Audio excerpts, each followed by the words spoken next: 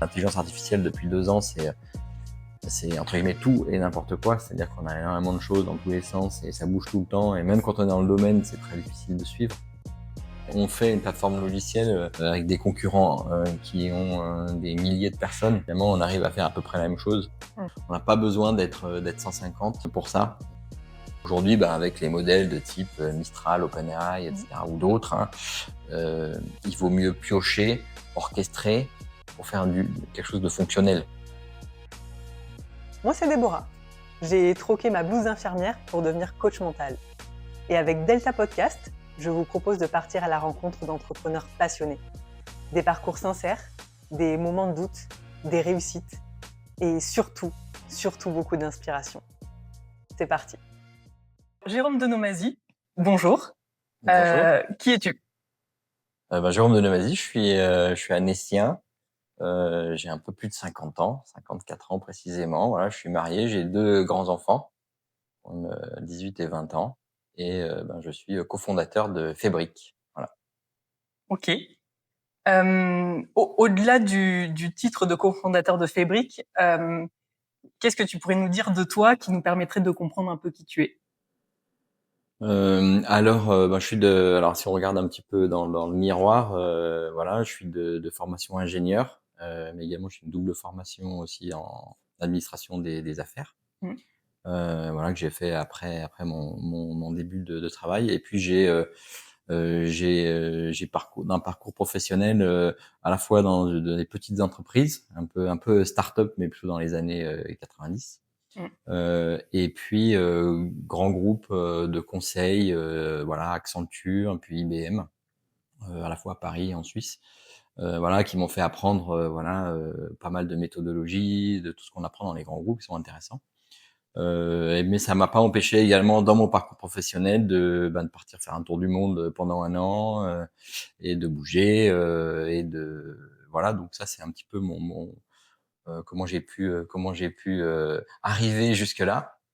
Et puis j'ai eu la chance de tomber dans l'intelligence artificielle il y a un peu plus de 10 ans, quand j'étais chez IBM, qui était un des leaders à cette époque d'une vague d'IA qu'il y a eu il y a 10 ans. Voilà, où on allait transformer le monde, comme on le dit depuis 2 ans. Et petit à petit, j'ai eu l'idée de créer Fabric et finalement de sortir de ces grands groupes pour essayer justement de démocratiser un peu ces technologies pour l'ensemble des entreprises. Donc voilà, moi j'aime bien tout ce qui est techno. Voilà, je suis pas informaticien. Je suis ingénieur en électronique, donc j'ai jamais fait vraiment. Enfin, j'ai fait de l'informatique ensuite, mais je suis pas du tout informaticien. Mais j'adore ça et voilà, un côté un peu geek, joueur, de ce genre de choses. Et voilà, j'avais envie d'une nouvelle aventure finalement. Voilà, de créer quelque chose ici. Voilà, et une activité un peu nouvelle, quoi. C'est une belle aventure, quoi. Voilà. D'accord. On va revenir sur tout ça, sur ton parcours et aussi sur l'IA. Toi, d'un point de vue personnel, humain, qu'est-ce qui te passionne ? Qu'est-ce que tu es ? Quelles sont les qualités, on va dire, que tu peux avoir et qui t'ont aidé dans l'entrepreneuriat ? Alors je sais pas si c'est des qualités ou des défauts, mais c'est des traits de caractère, ou en Ouais. tout cas une manière d'être. Alors je pense que je suis confiant dans l'avenir. Je suis assez positif dans le sens où voilà, je me dis il faut essayer les choses. Et puis je pense que c'est important de se dire voilà, on peut y arriver. Ouais, je pense que ça c'est un de mes traits de caractère. Je suis plutôt de dire tiens, oui, il n'y a pas de raison de pas arriver aux choses et on va y arriver. Et puis la deuxième, je pense que quand je me fixe un objectif, je mets les moyens en face pour y arriver. C'est-à-dire, voilà, je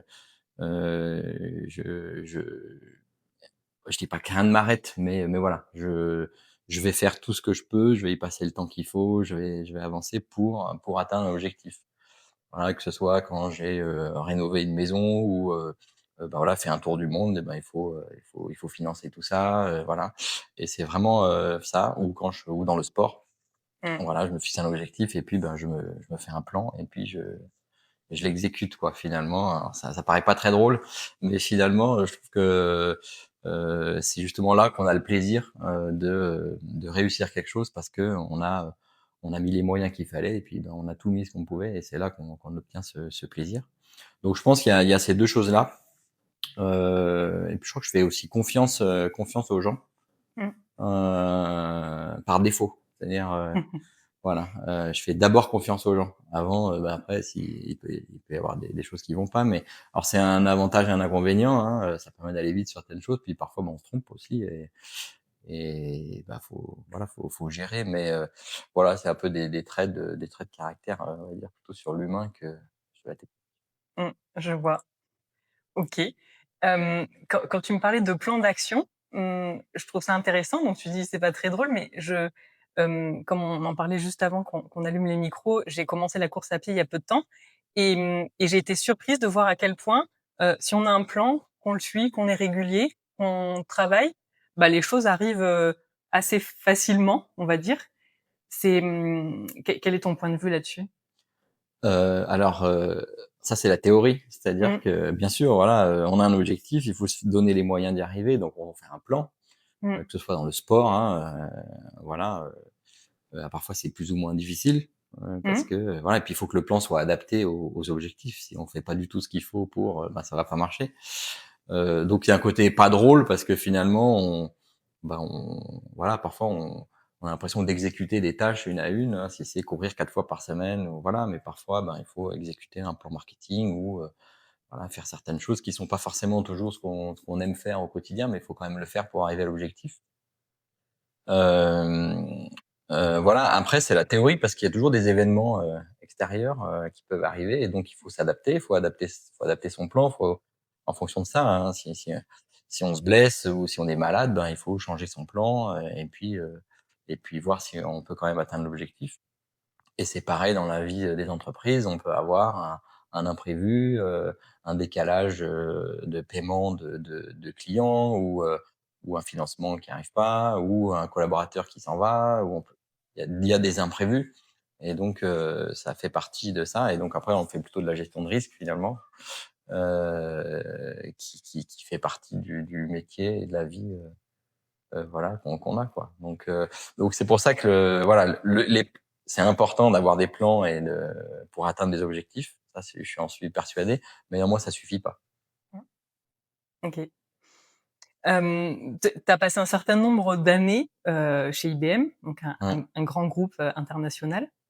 Qu'est-ce que t'a apporté cette expérience pour la suite? Énormément de choses. Mmh. Alors ça reste une entreprise, je pense assez phénoménale, qui a plus de 100 ans, qui a toujours su se réinventer, voilà, de changer d'activité et cetera, qui partait du machine à écrire, hein, et maintenant on fait du quantum computing, donc voilà, et qui a fait de l'IA, qui a et cetera, qui, il y a 7-8 ans, s'est séparé d'un tiers de son activité, donc qui a des capacités de transformation énormes, avec des gens, voilà, voilà, assez brillants. Voilà, j'ai appris, ce qu'on apprend aussi dans ce genre de grande entreprise, c'est l'organisation, la méthode, la rigueur, contractuelle. Voilà et d'ailleurs la 1re chose qu'on a faite quand on a créé l'entreprise, c'est écrire un contrat. Alors on allait manipuler des données, les Mmh. données de nos clients et cetera, donc c'était très important, mais c'est la 1re chose qu'on a faite. On a payé un avocat spécialisé pour faire un contrat de SaaS, parce que ça nous paraissait très important et aujourd'hui, ben, comme on est 2 anciens d'IBM, hein, on a pas mal d'expérience et on est là-dessus, on n'a pas trop de crainte sur notre capacité à lire des contrats, à les gérer. Je pense qu'il peut être un vrai sujet de jeunes entrepreneurs, voilà, qui n'ont aucune, notion, c'est normal, ils l'ont jamais vécu et il y a tellement de choses à voir, voilà. Donc méthode de travail, capacité à s'adapter à plein de clients. J'ai fait du conseil, donc j'étais, avec plein de clients différents, gérer des équipes de 20, 30, 50 personnes aussi. Donc c'est hyper formateur. Voilà, après, ben, ça c'est complètement différent d'une petite entreprise, à la fois en termes de souplesse, mais en termes de capacité financière ou autre. on se pose jamais la question si on va pouvoir payer les gens à la fin du mois Mmh. ou la trésorerie, c'est pas notre problème, quoi. Et puis, voilà, c'est quand même des chiffres d'affaires de, je sais plus, ça a été 80 milliards quand j'y étais et 400 000 collaborateurs, donc ça n'a rien à voir, quoi. Mais voilà, très formateur. Et moi, je peux conseiller à, voilà, toute personne d'aller avoir une expérience dans des grosses entreprises. Voilà, après, là, c'est des entreprises de service, donc en plus, on est au service d'autres, on n'est pas le client final finalement. Mmh. Je trouve que c'est vraiment très intéressant. OK. Et comment s'est passée, ta transition du salariat à l'entrepreneuriat? Tu l'as vécu comment? Alors, je dirais plutôt bien et confortable, puisque on a créé l'entreprise en 2018 et on était toujours en poste. Moi, j'ai quitté en avril 2021, donc j'ai créé mon entreprise, j'étais salarié, donc mon entreprise était au courant. Donc on faisait ça entre guillemets en plus. Au début, c'était juste, bah, on était 2, on n'avait pas de locaux, on n'avait personne, et cetera. Et puis, on a eu des financements fin 2020, enfin l'année du Covid, après le Covid. Donc on a pu commencer à avoir des collaborateurs. Et puis après, eh ben, j'ai quitté l'entreprise. Donc j'avais finalement créé mon entreprise en tant que salarié. Donc c'est aussi un confort financier. Alors bah oui, mais j'avais pas, voilà, j'avais quand même, j'ai des enfants qui font des études, il y a plein de choses et on peut pas non plus prendre tous les risques. Donc c'était très bien et l'entreprise, enfin IBM a été aussi très compréhensive, voilà, en disant: «Voilà, c'est votre aventure, très bien». Et puis, bah, après, bah, voilà, je vais petit à petit passer au salariat, pas au salariat, voilà, le salariat d'entrepreneur, ce qui n'est pas forcément du salariat, mais de la vie d'entrepreneur. Et qui est un vrai changement, surtout en plus en termes de responsabilité vis-à-vis des personnes qu'entre guillemets à qui on donne un salaire ou un revenu. Donc il y a une certaine responsabilité, voilà, que finalement j'avais pas forcément avant, quoi. Mmh. Mais non, ce passage s'est plutôt bien passé du fait de cette transition finalement sans être vraiment un on-off, quoi. OK. Et justement, là, tu me parles donc de collaborateurs, de devoir Mmh. s'entourer, recruter. C'est quelque chose que tu avais pu faire chez IBM, le recrutement, ou ça a été tout nouveau pour toi? Alors, j'ai fait du recrutement, voilà, j'ai fait passer des entretiens, voilà, parce qu'on recrutait, et cetera. Mais finalement avec assez peu de responsabilités. C'est-à-dire, bah, voilà, on donne son avis. Après, il y a des recrutements avec des RH, parfois des cabinets de recrutement, et cetera. Ici, bah, on est un peu tout seul, quoi. Mmh. On publie notre annonce, on a des candidatures ou on en a pas et puis après, bah, on traite, quoi. Et heu et ça a été, moi je pense que c'est un des plus gros enjeux et une des plus grosses difficultés. On a fait des boulettes, Mmh. voilà, et puis ça coûte cher pour une petite entreprise, hein, c'est sûr. Et donc on essaie de faire plus attention, de passer plus de temps maintenant. Hem, voilà, ça a un coût, non pas, financier, voilà, mais c'est aussi, l'investissement qu'on met sur une personne parce que quand on est, 3, 5, 7, ou 10, l'investissement de temps qu'on met, pour former quelqu'un, pour l'amener vers les clients quand c'est, voilà, ben, c'est perdu. Donc c'est important là, en termes de valeur globale, hein, je Mmh. dirais, pas et l'impact est important et donc voilà. Après je pense que voilà, on fait des erreurs et c'est normal et puis on apprend de ça, quoi. Et qu'est-ce que, sur quel point tu peux être vigilant maintenant, ou tu as appris à être vigilant par rapport au recrutement? Je sais pas trop. Il y a beaucoup de feeling. Ouais. Moi je trouve que c'est pas en deux trois entretiens, qu'on arrive à à sentir vraiment quelqu'un. En tout cas moi personnellement, c'est pas mon fort. Hem, donc mais voilà, j'essaye déjà peut-être, bah, on pose plus de questions à gauche, à droite. Là, on est en train de faire un recrutement, bah, on fait faire un petit entretien par quelqu'un d'autre, pour avoir une vision différente. Voilà, c'est pas évident, quoi. Voilà, et ça dans certains métiers aussi, nous, on a un échec d'un recrutement d'une enfin, c'était une, mais bon, commerciale. Mmh. Et voilà, en fait on avait tellement peu de candidatures qu'on a pris la première, voilà. Et finalement, on voit sans expérience là-dessus, sans se poser peut-être les bonnes questions. Et puis on avait eu une entreprise qui nous aidait à recruter et tout, et ça a été voilà, au bout de 2 mois, tout arrêté, etc. Ça allait pas du tout. Et je pense voilà, on s'est précipité, on s'est dit que tout allait aller bien. Quand je dis que je fais confiance, c'est aussi voilà, parfois un défaut de dire bah oui, ça va marcher, puis ça marche pas. Voilà. À l'humain de toute façon. OK. Quand tu es arrivé dans l'entrepreneuriat, pardon, qu'est-ce que tu as dû, apprendre ou réapprendre?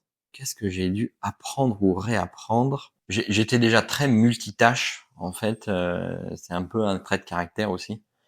Ça me dérange pas de faire 6 ou 7 choses à la fois et j'aime bien ça, au contraire, donc ça finalement j'étais dans mon élément sur ce sujet-là parce que j'adore ça. C'était pas ça. Après c'était bah, il y a eu, non, il y a eu clairement, tout ce qui est gestion de trésorerie, Mmh. un peu de compta, pour, bah, voilà, quand on fait des dossiers de financement, faut faire ce genre de choses et donc ça, c'était dans des vieux souvenirs. Voilà, après on se fait aider par notre comptable, mais globalement, voilà, faut réapprendre ce genre de choses un peu techniques, je dirais. Mais voilà, sinon, pas forcément, de remise, voilà, au bout du jour sur certaines choses. J'étais bien dans mon élément quand même, quoi. OK. Et aujourd'hui, qu'est-ce qui te stimule là dans ton activité? Qu'est-ce qui te plaît le plus? Hem Et bien, c'est cette créativité, permanente. Mmh.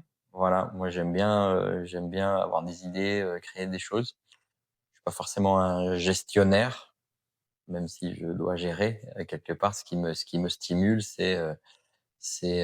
voilà, c'était aussi un peu dans mon métier de consultant, c'est finalement de s'adapter à des besoins clients, et cetera. Et donc là, on est entre l'innovation, et des besoins, des vrais besoins des clients. Et c'est comme ça qu'on a vécu aussi notre logiciel finalement, ou notre plateforme logicielle. On fait pas un logiciel dans notre coin et puis, on va le donner, on le co-construit énormément. Alors ça se fait beaucoup, aujourd'hui, mais à la fois avec énormément d'innovation. C'est-à-dire qu'on doit être à l'écoute dans un monde l'intelligence artificielle depuis 2 ans, c'est entre guillemets tout et n'importe quoi. C'est-à-dire qu'on a énormément de choses dans tous les sens et ça bouge tout le temps, et même quand on est dans le domaine, c'est très difficile de suivre, ce qui n'est pas grave, mais voilà, on doit innover, mais avec sérieux et pertinence. Voilà, et je trouve que voilà, ça c'est passionnant. Et puis aussi, ben, de développer une entreprise, voilà, avec un modèle de start-up rentable. Donc voilà, les business plans où on fait 500% tous les ans, voilà, on est comme tout le monde, on est passé par là. Mais aujourd'hui, je pense qu'on est plus à se dire, faisons une croissance raisonnable, avec rentabilité comme une entreprise, voilà, mais toujours avec cette innovation, cette capacité d'innovation forte. Voilà, et donc c'est ça qui est assez stimulant, quoi. Finalement, on n'a pas besoin d'être 150 pour ça. Finalement, on fait une plateforme logicielle, avec des concurrents qui ont des milliers de personnes. Finalement, on arrive à faire à peu près la même chose. Mmh. Donc c'est aussi ça qui est stimulant. Au niveau cofondateur, on sait que ça peut être, compliqué, la relation. Il y a d'ailleurs pas mal de startups qui coulent, non pas à cause des financements, mais à cause, d'une mésentente entre cofondateurs. Mmh. Toi, aujourd'hui, qu'est-ce qui te permet d'avoir, une bonne relation avec ton cofondateur? Bah, on se connaît depuis un certain temps. On s'est rencontrés chez IBM, donc voilà. Et enfin, c'est par échange qu'on a créé l'entreprise. Je pense que on a une sorte d'ambition partagée. C'est-à-dire que on va on sait à peu près où on va, voilà, avec, et donc là-dessus, c'est très important. C'est-à-dire qu'il y a pas à dire: «Ah bah non, finalement, on va là, et cetera».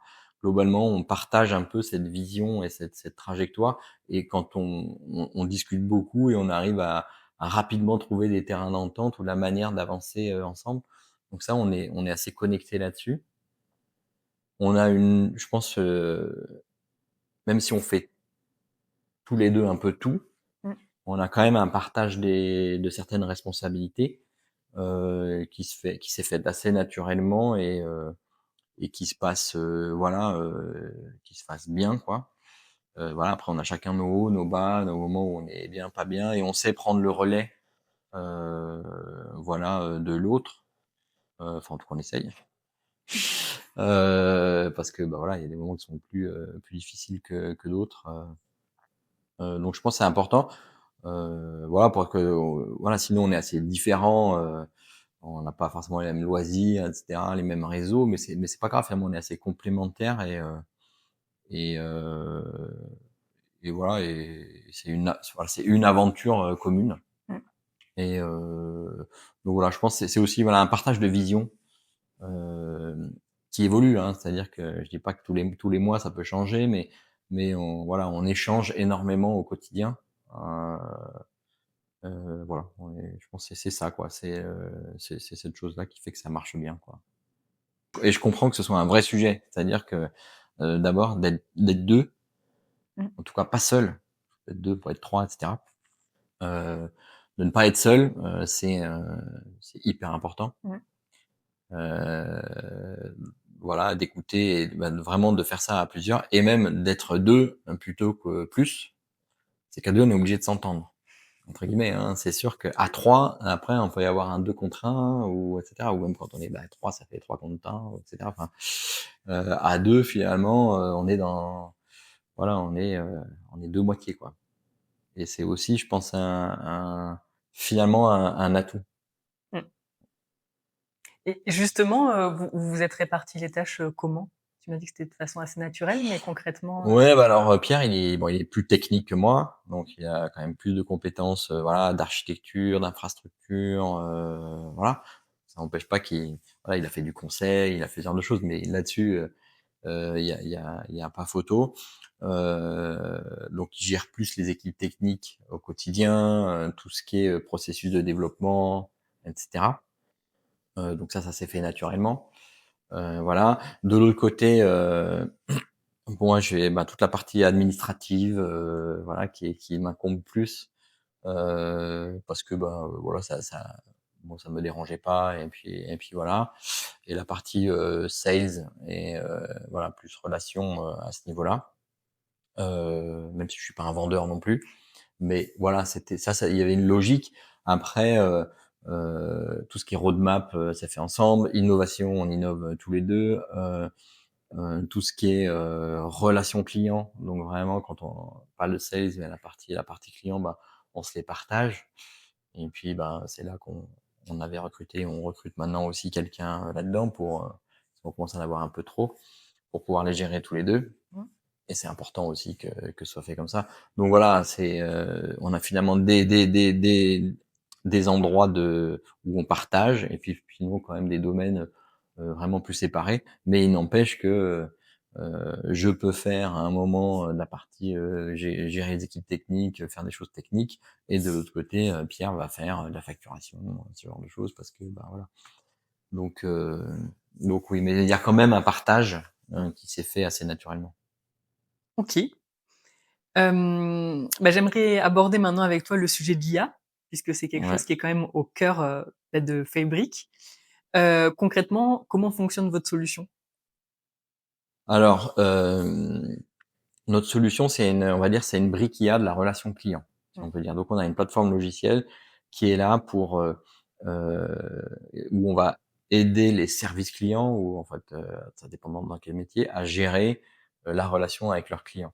Donc, il y a une omnicanalité, on va gérer des emails, du conversationnel, des avis clients, de la téléphonie, des documents, etc.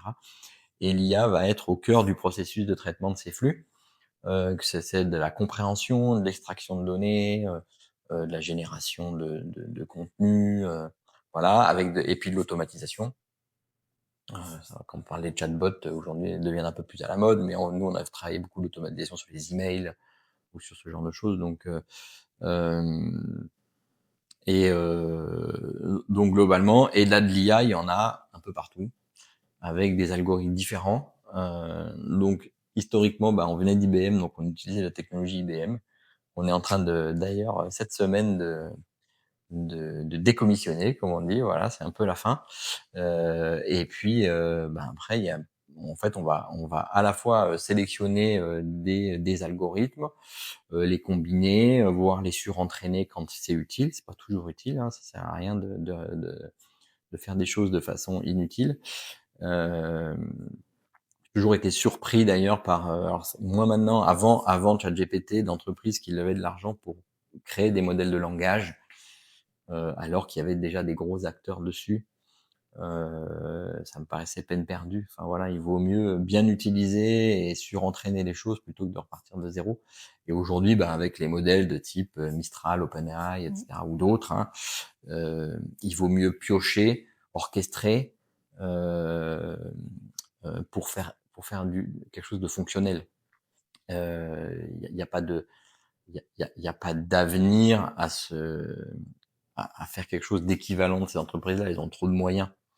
Par contre, il y a tout à faire pour bien maîtriser et combiner les bons algorithmes. Voilà, parce que voilà, c'est pas juste tiens, je me branche sur ChatGPT puis je fais les choses. C'est plus compliqué que ça.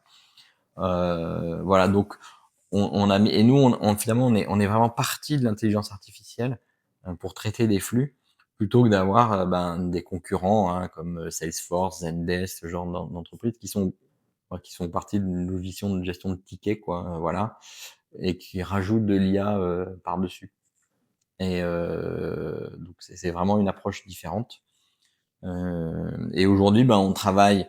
Une de nos valeurs aussi, c'est la proximité, c'est-à-dire qu'on n'est pas un éditeur de logiciel où on souscrit en ligne et puis on se débrouille. En fait, on a vraiment, on a un lien fort avec nos clients pour faire quasiment pas du sur-mesure, mais quasiment à chaque fois, c'est la même plateforme logicielle, mais le paramétrage fait qu'on fait des choses différentes. Et on va travailler pour un site de e-commerce à Annecy, un Vinatis, hein, pour un service client multilingue. Voilà, on va travailler pour But, pour la gestion des avis des 350 magasins, avec de l'automatisation, de la génération de réponses, ce genre de choses, du benchmark avec leurs concurrents. Voilà, on va travailler pour un organisme de logement social, comme Haute-Savoie Habitat ou Angers, ou voilà, où là c'est la relation avec les locataires, mais ça reste une gestion de flux, hein, de la même manière, de flux d'échange de messages. Voilà, les sociétés en Suisse ou autres, donc vraiment des acteurs différents qui vont apprécier notre réactivité, l'hyper-personnalisation de ce qu'on fait. Voilà, avec un modèle économique vraiment basé sur sur la volumétrie d'échange, quoi, et pas le nombre d'utilisateurs ou ce genre de choses. Donc assez simple à maîtriser. Ok. Justement, l'IA peut parfois un peu effrayer, surtout quand on le perçoit comme une menace pour l'humain. Comment chez Fabric vous trouvez l'équilibre entre la performance technique et l'authenticité de la relation client? L'IA n'est pas forcément, voilà, quand on pense IA, on pense aujourd'hui, on pense ChatGPT entre guillemets et on pense chatbot. L'IA, c'est pas du tout que ça, quoi. L'intelligence artificielle, c'est juste une manière de faire du logiciel. Et au lieu de faire du logiciel où on rédige des spécifications et on demande à un développeur de coder, c'est qu'on va utiliser la data pour créer l'algorithme. Donc on va prendre des données, on va entraîner le système et on va avoir un algorithme. Et ensuite cet algorithme, on l'utilise dans plein de choses. Ça peut être pour classifier des demandes. Ça peut être pour extraire les informations d'un bon de commande qu'on reçoit en PDF et puis qu'il faut ensuite mettre dans son ERP. C'est pas forcément du conversationnel et de la question et de la réponse. Ça peut être utilisé pour aider les conseillers à avoir accès à la connaissance ou simplement avoir accès à la connaissance. Donc voilà, l'IA n'est pas que dans la partie chatbot et je pense qu'il faut surtout bien sortir de là. Ça revient un peu effectivement à la mode parce que c'est vrai qu'il y a 5-6 ans, ces chatbots étaient pas terribles et on a quand même bien progressé. Mais je crois que l'authenticité après ce genre de choses, c'est surtout le paramétrage qui est fait et ce que veulent faire les clients. Voilà, est-ce que quelle tonalité on veut donner, quelle sécurité on veut donner pour pas répondre à certains types de questions, et cetera, si on revient sur l'aspect conversationnel. Et donc ça, ça se fait ensemble et ça se valide, ça se teste pour arriver à quelque chose de performant et de qualitatif. Et c'est vrai que là-dessus, il y a eu un vrai changement avec l'avènement de ChatGPT il y a 2 ans, 2-3 ans. C'est que on a démocratisé Mmh. cet usage et l'acceptation de l'erreur. C'est-à-dire qu'aujourd'hui, au départ, on en rigolait, que ça se trompait, que ça disait n'importe quoi. Et maintenant, finalement, on l'accepte. C'est-à-dire que ça fait une erreur. On accepte qu'on nous dise que ça peut faire une erreur. Alors qu'avant, beaucoup moins, quoi. Et donc c'est intéressant parce que ça ouvre aussi un meilleur champ des possibles. Le but de ces chatbots, c'est quand même de donner de l'autonomie et de faire que moi, j'ai pas envie de téléphoner, j'ai pas envie de ça, j'ai envie d'envoyer un message en tant que client. Et donc, je veux avoir, quel que soit, je veux choisir mon canal de communication et je veux avoir une réponse. Donc, je suis sur WhatsApp, j'ai envoyé WhatsApp, etc. Je veux faire comme ci, je veux faire comme ça.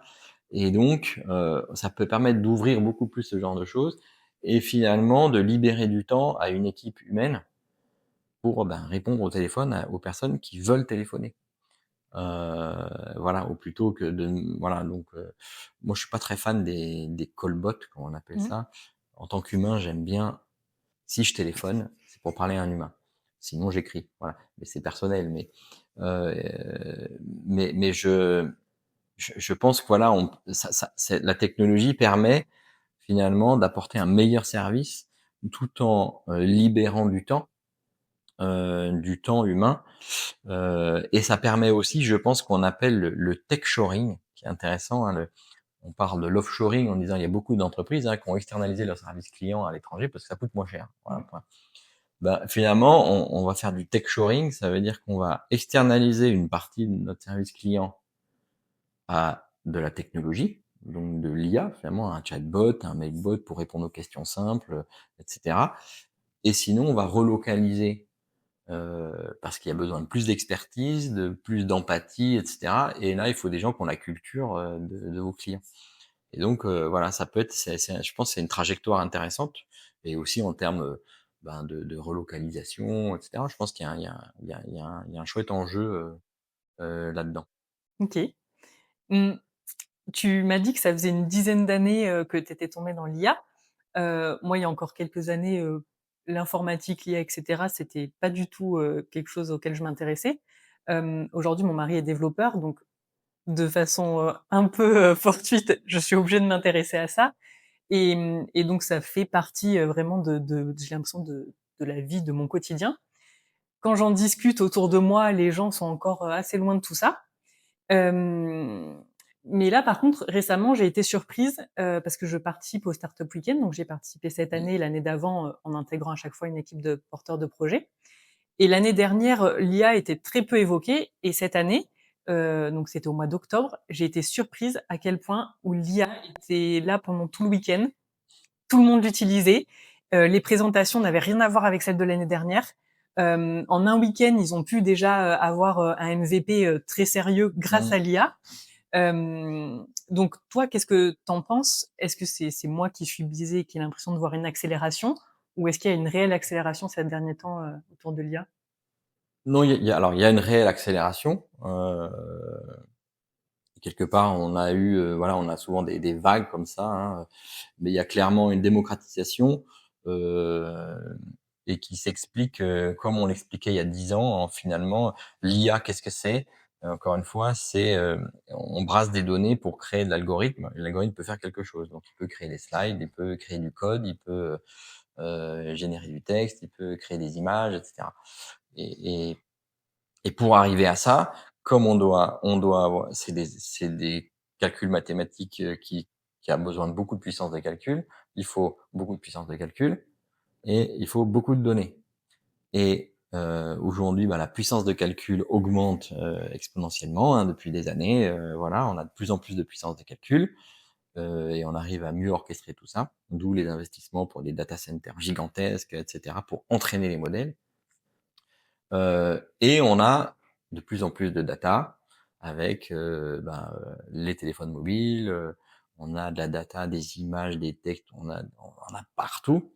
Et au final, donc, on arrive finalement avec les mêmes théories mathématiques, je dirais, à créer des algorithmes toujours de plus en plus puissants et à le démocratiser. Et aujourd'hui, effectivement, on est capable d'avoir ça de façon super accessible. Donc, ça donne plein d'idées. Mmh.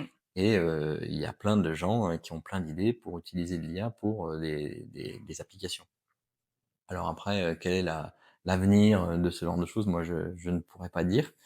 Je pense qu'il y a pas mal d'opportunisme aussi à des moments.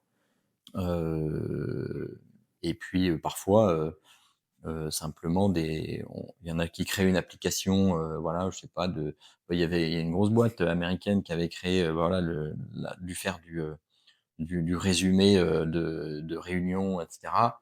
Et puis, OpenAI a fait ça en standard ou Microsoft, et puis c'est terminé. Mmh. Ça vous tue.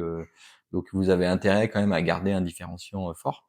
Mais par contre, c'est vrai que pour essayer des choses, pour faire certaines activités, c'est super pertinent et voilà, pour faire un MVP. Nous, on fait beaucoup de revues de code comme ça. Pas forcément de la génération, mais de la revue de code pour avoir plus de qualité, donc finalement être plus efficace. Voilà, il y a plein de cas d'usage. Voilà, mais c'est des choses. On essaye. Il y a 10 ans, on disait la même chose qu'on allait faire ça, et puis ça n'a pas eu lieu parce que pour plein de raisons, Mmh. et parce que je pense que on n'avait pas encore autant de puissance de calcul, autant de données, etc. Donc, euh, donc c'est super et je pense que c'est bien de vivre avec. Je pense que ça sert à rien de se dire non, non, pas C'est sûr. d'IA, etc. Par contre, il y a des garde-fous et il faut bien s'assurer qu'on fait les choses correctement. Voilà, les résumés de conversations, de réunions par un outil dont on ne sait pas où il va. Moi, je sais pas où vont les donner. Mmh. Personnellement, je suis pas fan de ce genre d'outils. En plus, qui vous font des synthèses qui font 4 pages, vraiment en peu d'intérêt. C'est comme on vous dit, ben voilà, vous connectez votre système à votre boîte mail et ça vous fait les résumés d'emails.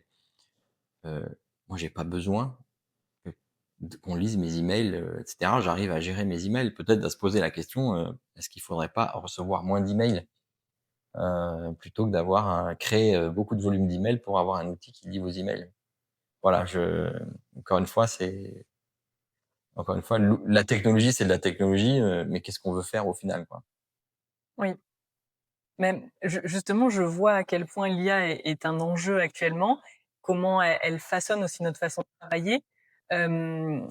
Récemment, j'ai souscrit à un essai pour un logiciel et 1 semaine après, j'ai reçu un appel, pour faire un point Mmh. et en fait, je me suis fait avoir. Au bout d'un moment, je me suis dit: «Ah mais en fait, c'est un callbot», mais je m'en rendais pas compte à quel point, la technologie était avancée et donc je m'en suis rendu compte finalement, mais c'était très, très bien fait et donc petit à petit, je me dis que, voilà, les choses sont en train d'évoluer. Donc comment tu vois l'avenir du travail dans 5 ans, toi? Alors ça, je sais pas si je vois grand-chose dans 5 ans, c'est très loin dans 5 ans. Et je me méfie beaucoup des prévisions. Mmh. Comme je dis, hein, il y a 10 ans, avec l'IA, on disait qu'on allait transformer 500 000 emplois, qu'on allait plus faire ci, plus faire ça, et rien n'est arrivé. Mmh. Euh, Parce qu'il y a des enjeux qui dépassent la technologie. En gros, là-dedans, il y a l'adoption. Mmh. Et s'il y a trop on va dire, d'impact négatif, de type, des callbots qui vous appellent, des systèmes de hacking, et s'il y a trop de choses comme ça, il va y avoir un rejet complet et donc un arrêt potentiel de l'utilisation de solutions par les gens. Et donc, faut se méfier des prévisions, surtout à loin, et puis il peut tout se passer d'ici là. Mmh. Ou avec le quantum computing où on va craquer toutes les clés de sécurité et donc on sera bien embêté avec le numérique. Donc voilà, pas trop de prévisions à 5 ans. Je pense que le gros enjeu, hein, toute technologie a transformé les sociétés. Heu, hein, la voiture a mis les cochers au chômage et les Mmh. chevaux à l'abattoir, je dirais. Enfin, non, mais c'est vraiment ça, quoi. Hein. Donc, c'est pas forcément l'IA ou voilà. Les enjeux ici, c'est que il y a une évolution hyper rapide et qui va plus vite que la société. Donc, voilà, quand on a passé les lumières du gaz à l'électricité ou ce genre de choses, le temps de tout changer, ça prend du temps. Enfin, voilà, on a du temps. Voilà, ici, ça va trop vite. Et donc la société et donc toute l'éducation, la formation, etc., n'a pas le temps de s'adapter, d'où des perturbations assez fortes, on va dire, en termes de société. Ça, c'est un des premiers enjeux majeurs qui fait qu'on ne sait pas trop où on va aller, mais il y a des moments où il faut s'adapter. Euh, voilà, est-ce que ça sert encore d'apprendre certaines choses par cœur? Mmh. Mmh. Oui, non, peut-être c'est important pour le cerveau. Donc voilà. Le deuxième enjeu, c'est qu'on touche des domaines d'activité qui n'étaient pas aujourd'hui Mmh. euh, impactés par les technologies. Donc là, aujourd'hui, un radiologue, moi j'ai un copain radiologue ouais, qui a encore du boulot, mais quelque part, aujourd'hui, l'IA est capable de détecter des choses que l'humain n'arrive pas à Mmh. voir. Voilà, il y a certaines tâches ou certaines activités où on peut se poser la question, voilà. Mais comment on entraîne ces IA? On les entraîne parce qu'on a des experts. On a des experts qui sont capables de les entraîner. Et le troisième enjeu, c'est que les jobs qui sont pris sont des jobs plutôt juniors. Mais si on n'a plus de juniors, dans 15 ans, on n'a plus de seniors et on n'a plus d'experts. Voilà, il faut apprendre des choses simples pour ensuite devenir un expert. Il faut avoir de l'expérience, hein, c'est le principe de l'expert. Et si on ne peut plus acquérir cette expérience, ben on va avoir une difficulté. Et l'IA, est-ce que l'IA sera capable de s'entraîner elle-même pour progresser? Le problème, c'est qu'on n'a pas forcément les informations. Et donc voilà, je dirais qu'on a ces enjeux-là. Euh, je pourrais pas dire où est-ce que va être le travail, mais il faut prendre ça. Il faut Mmh. prendre ça en considération et voilà. Je pense qu'aujourd'hui, des métiers de développeur informatique, c'est un vrai. Il va y avoir énormément de changements parce que on peut faire beaucoup plus aujourd'hui avec l'intelligence artificielle. Et donc, si j'étais développeur, ben j'investirais de mon temps personnel pour maîtriser ces technologies et pour être beaucoup plus efficace etc. Euh, et pour se positionner, voilà, par rapport à comment utiliser au mieux ces outils. Voilà, parce qu'on dit on fait des super MVP, voilà. Après, passer la mise en production, Mmh. la sécurité, Mmh. ce genre de choses, et la maintenabilité, Mmh. il y a encore du chemin. Oui. Ok. Dans un autre registre, tu es aujourd'hui coprésidente de la French Tech Alp Ouais. d'Annecy. Qu'est-ce qui t'a donné envie de t'investir localement? Alors, qu'est-ce qui m'a donné envie? Plusieurs choses. La première, c'est finalement quand j'ai créé l'entreprise, enfin, quand on a créé l'entreprise, on a tout de suite été avec la French Tech. Alors, c'était encore naissant la French Tech, mais globalement avec des experts ou des entrepreneurs qui peuvent vous voilà donner conseil, vous aider, etc. On a été aux pépinières ensuite, et donc on a un peu bénéficié de ça. Et c'est une superbe initiative finalement dont le but est de promouvoir le développement dans toute la France d'entreprises innovantes, qu'elles soient dans le numérique, dans l'environnement, voilà, dans plein de choses, hein, et pas forcément que la tech. Euh, et le but, c'est de faire vivre cet écosystème et qu'il y ait des porteurs de projets, etc. Donc on en a bénéficié et je crois que c'est chouette de pouvoir rendre ça et finalement et d'aider à animer cet écosystème. Voilà, c'est la première chose. Deuxièmement, localement, il y a une super équipe.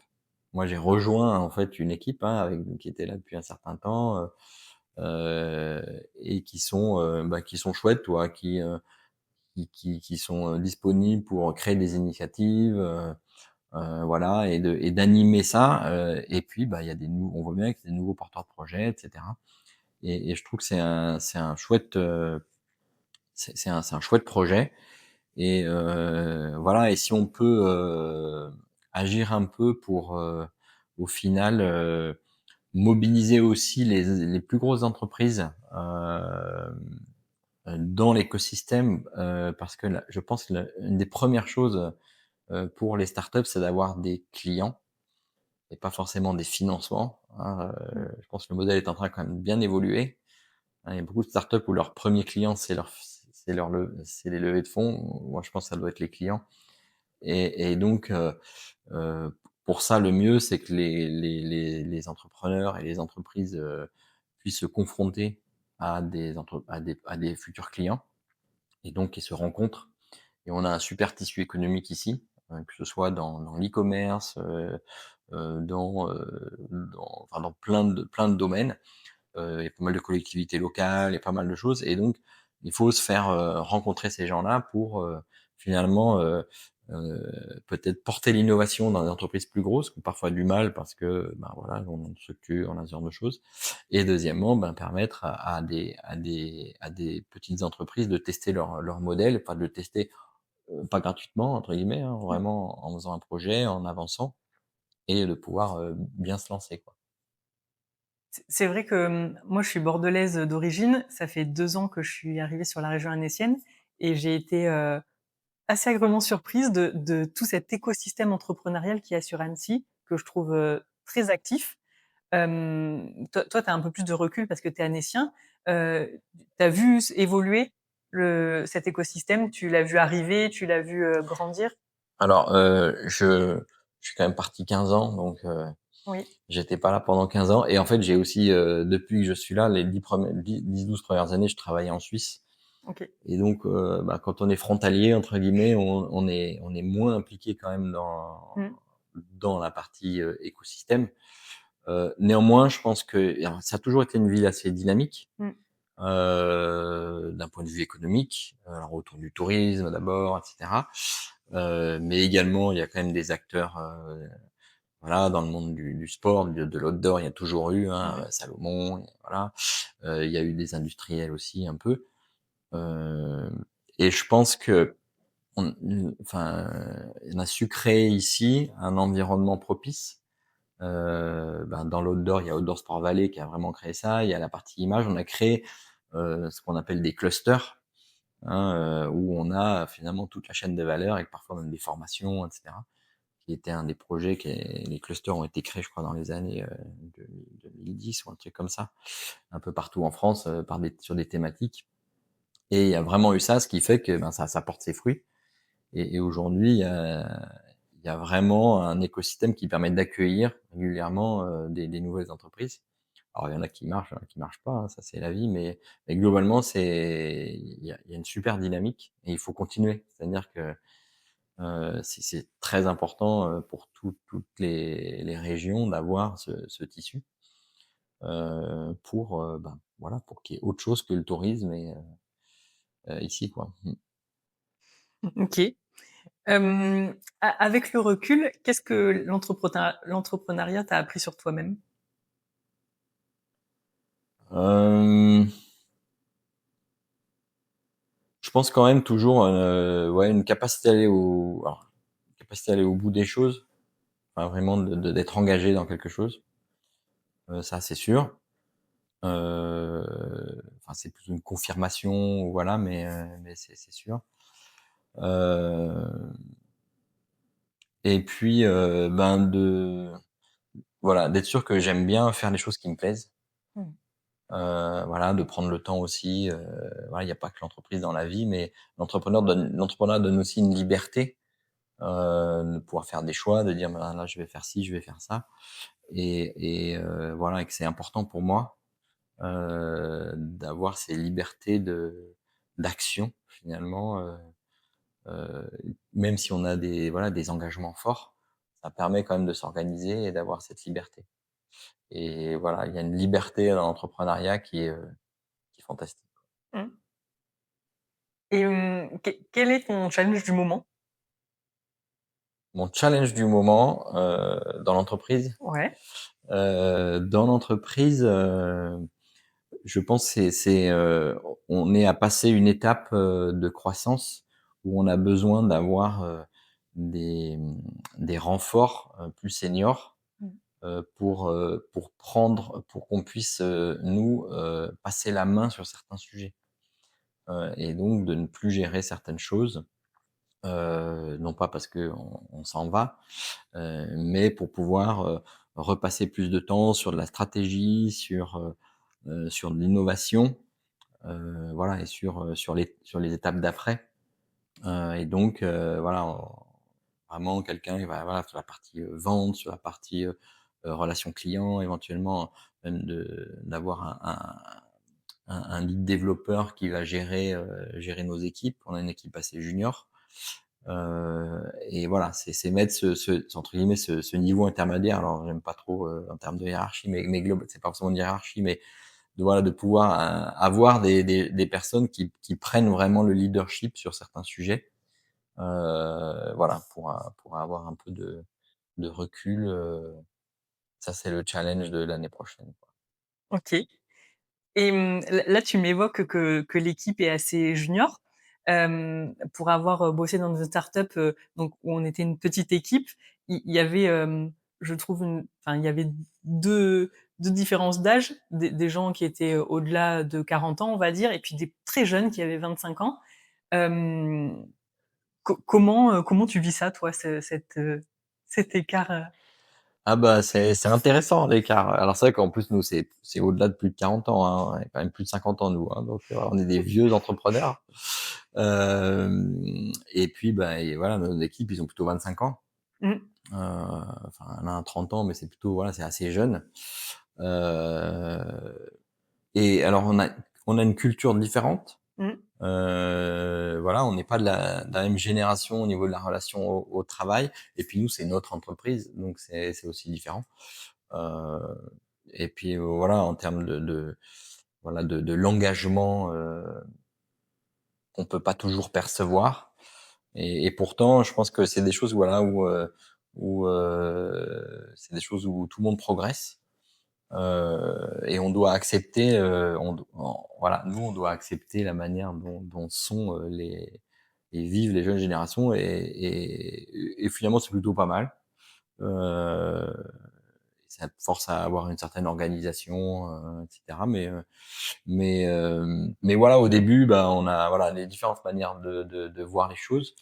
Et voilà, il faut s'adapter. Et je crois que, c'est à nous de nous adapter, clairement. Heu et puis, de trouver des solutions. Là, on voulait nous proposer, par exemple, bah, là, pour l'année prochaine, de dire: «Bah, tiens, on peut changer certaines choses». mmh, Et entre autres, est-ce que, vous voulez, passer à la semaine de 4 jours et demi? Est-ce que, vous voulez, je sais pas, enfin, il y avait vous voulez un CSE, vous voulez des mmh, tickets restaurants, et cetera. mmh. Et c'est proposer des choses, voilà, en disant: «Bah, voilà, tiens, on grandit un peu, peut-être qu'on peut changer des choses». Et ils ont tous choisi, de travailler 39 heures. Donc ils ont des contrats de 35 heures, donc de travailler plus. Alors pour gagner plus, évidemment, Mmh. mais voilà, ça a été le choix. Ce qui était intéressant quand même de dire, Oui. alors je comprends, voilà, on doit entre guillemets «gagner plus d'argent», et voilà, c'est Mmh. très bien, mais voilà, on pourrait se dire: «Ah bah tiens, non, on fait tranquillement nos 35 heures et puis on veut profiter, voilà, on est à Annecy, il y a le lac, les montagnes, les machins, et cetera». Bah, au final, il y a aussi bah, ils aiment bien ce qu'ils font. Mmh. Et tant mieux s'ils veulent s'engager plus. C'est plutôt chouette, quoi, voilà. J'aurais une dernière question pour toi.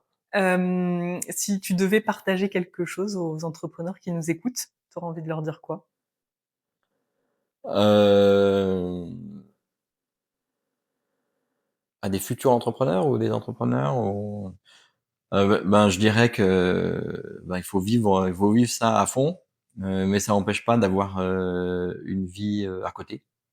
Voilà, qu'il faut pas l'oublier. Donc voilà, une vie de famille, des enfants, du sport, des loisirs. Je pense qu'il y a la fenêtre pour faire tout ça en même temps. Voilà, moi j'ai réussi à m'occuper de mes enfants, à faire du sport, à faire un loisir à côté en plus. Et voilà, je pense que c'est important d'avoir cet équilibre, même si on travaille plein d'heures par jour. Il faut, c'est important pour bien savoir où on va et qui on est. Euh, et pour réussir, je pense que c'est important. Merci. Donc, on va arriver à la fin de notre échange. Je te remercie beaucoup pour ton accessibilité, pour ta présence. Je t'ai trouvé pleinement présent pendant notre discussion et ça a été très agréable pour moi. Et puis pour tes partages, pour tes précieux partages. Et je te laisse clôturer notre conversation comme tu le souhaites. Bon, ben, d'abord, c'était un plaisir, c'était une belle expérience non préparée, donc ça, c'était intéressant. Et puis, non, je pense que voilà, l'entrepreneuriat, c'est un chouette truc. Enfin, c'est une belle aventure. Voilà, si je peux aider quelqu'un qui a des questions ou je peux partager avec quelqu'un grâce à ce podcast, ben je reste joignable et accessible. Donc voilà. Merci beaucoup. Merci. J'espère que vous avez passé un bon moment. Merci pour l'écoute de cet épisode. En attendant les suivants, je vous invite à vous abonner à la chaîne et à me laisser des commentaires. Ça m'aidera beaucoup. À la prochaine.